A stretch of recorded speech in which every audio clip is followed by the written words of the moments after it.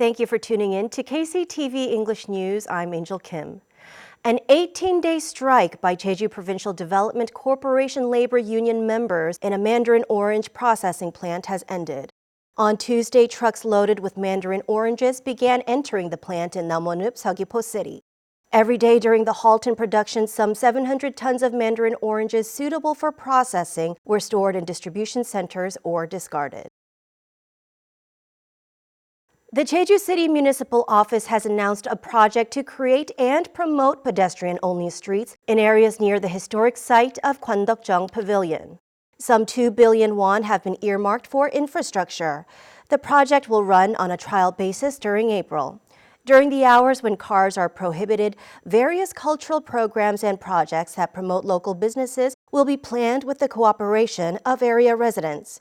A car-free area near Kwandokjeong Pavilion has been suggested before by city officials, though that plan was rejected by area business owners. From the 20th until the 23rd of this month, local officials will be cracking down on businesses that operate heaters while keeping their doors open. The plan stems from a recent government effort to limit the operation of coal generators in order to reduce the amount of fine dust during the winter season. Stores, offices, and shopping areas that are registered with the National Tax Service will be monitored. Underground shopping malls and stores, however, are excluded from the crackdown. City officials will impose fines of up to 3 million won on businesses that ignore the restriction. This year, Jeju City will push forward with a project to redo property surveys in the east and west of the island at Pyeongdaeri Gujaup and Daerimli Halimup. The project targets 213 districts in Gujaup and 447 districts in Halimup.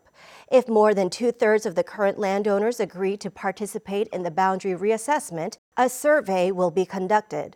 The project is a part of a national initiative to correct any inconsistencies in existing land boundaries and to address property line disputes.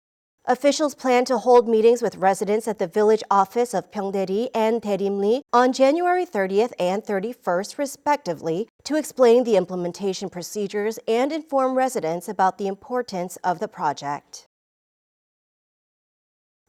The Jeju Baekseohyang, a rare flowering shrub that grows only in the island's Kojawa forest, has blossomed unexpectedly early this year.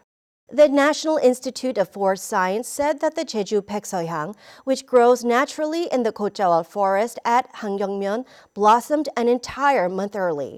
Researchers said that the early blossoms may be due to a day in early January where the peak temperature in the forest reached 18.3 degrees Celsius, the highest level recorded in the last decade. The institute expects other spring flowers to bloom early and will continue to monitor the relationship between climate change and plant floral seasons.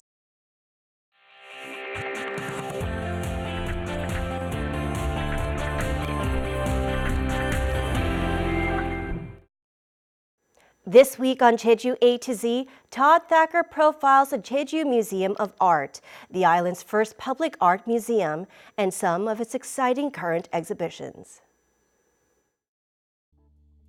Metropolitan Seoul might garner much of the glory in the fields of art, music, and cultural events, but that probably has more to do with its size. As of the end of 2019, a mind-boggling 50% of Koreans live in the Seoul capital area. Down here on Jeju Island, though, our rural roots, population of 700,000 or so, and slower way of life still shines with art, culture, music, and festivities. The Jeju Museum of Art is the island's first public art museum. It benefits from a magnificent location, facilities, and is just a 10-minute drive from Shinjeju up on Hallasan Mountain. As you walk up to the entrance of the museum, you encounter perhaps the building's most memorable feature. It's a large reflecting pool, which makes the modern architecture of the museum look like it's floating on water. Inside the 7,000 square meter building is a beautiful example of multi-purpose integrated spaces. Facilities include a special exhibition hall on the first floor and a permanent exhibition hall on the second. The Citizens Gallery displays the work of Jeju painter Jang Mi-sung. For its 10th anniversary, the Jeju Museum of Art is holding a special exhibition titled French Moderns, Monet to Matisse, 1850 to 1950, on now through February 7th. Tickets are 10,000 won for adults aged 25 to 64. All others are free to enter. Jeju residents are eligible for a 50% discount with proof of residency. The museum is open from 9 a.m. to 6 p.m., but please note that it is closed on Mondays and during the upcoming Solal Lunar New Year holiday, January 24th through the 27th. So, keep the Jeju Museum of Art in mind as one of the best go-to centers for new showings of exciting contemporary and historical artists' work throughout 2020. Todd Thacker, KCTV.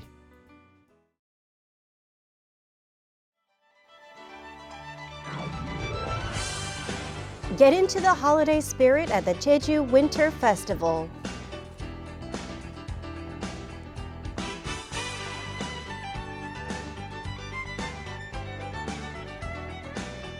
Come and enjoy a digital art exhibition of a fairy tale.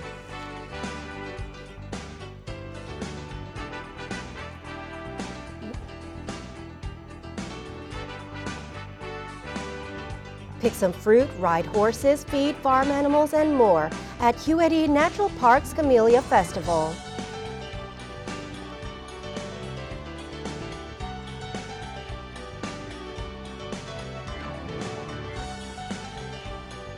Enjoy a unique and modern take on the works of Van Gogh at the Bunker de Lumière.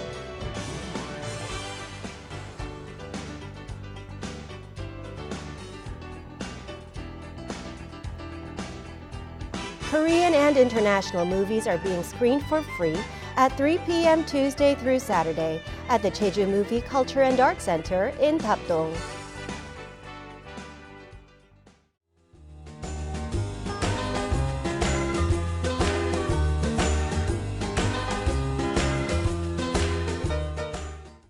Taking a look at our weather, we'll have some rainfall in the morning with snow up on the mountain. For the details, here's your forecast.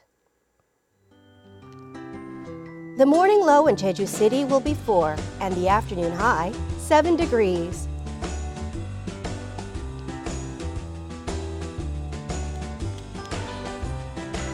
Down south in Seogwipo, temperatures will fall between 5 and 10.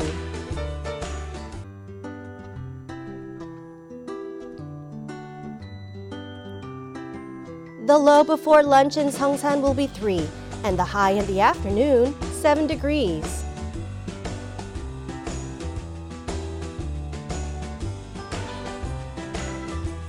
Across the island in Kosan, a low of 4 in the morning, warming up to a high of 7 degrees.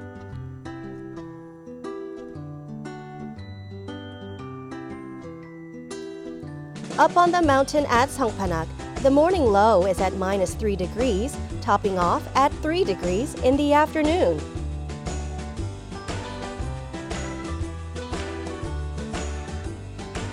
Out on the water, winds will be out of the north and northeast at a speed of 8 to 12 meters per second and waves between 1 and 2 meters.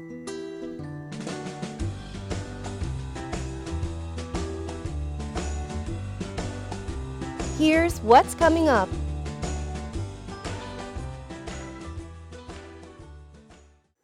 Thank you for joining us today at KCTV English News. You can follow us on YouTube at KCTV E! News Jeju and on KCTV's VOD service. Have a wonderful evening.